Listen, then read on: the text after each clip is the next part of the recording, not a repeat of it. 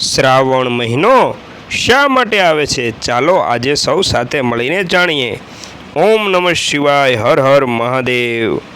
ઓમ નમઃ શિવાય, હર હર મહાદેવ.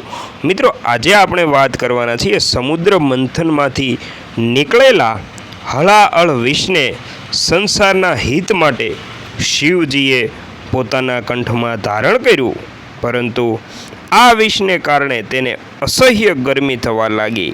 તેથી તેમણે ગંગાજી અને ચંદ્ર કે જે બંને સોમ તત્વ છે તેમને ધારણ કર્યા. ભક્તો પર શિવજીની ગરમી શાંત થાય તે માટે શિવલિંગ પર જળાભિષેક કરે છે.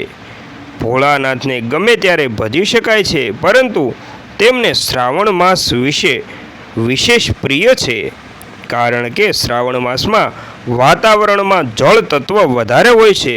તેઓ ચંદ્ર એટલે કે સોમના ઈષ્ટદેવ છે, તેથી તેમને શ્રાવણ માસના સોમવાર પણ વધારે પ્રિય છે. મિત્રો, આજથી સોમવાર શરૂ થયો છે, તો આપણે સૌ સાથે મળીને મહાદેવનું પૂજન કરીશું. સાથે સાથે કોમેન્ટમાં હર હર મહાદેવ લખી ઓમ નમઃ શિવાય લખીને આપણે શ્રાવણ મહિનાની શરૂઆત કરીશું.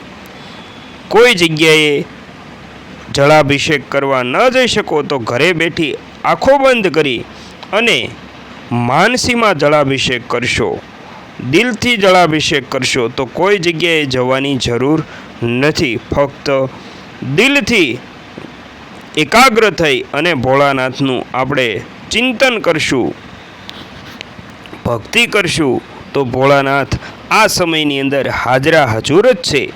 તો મિત્રો, ચાલો આપણે શ્રાવણ મહિનાની શરૂઆતમાં તેમને એકાગ્ર થઈ અને ભક્તિમય વાતાવરણ બનાવી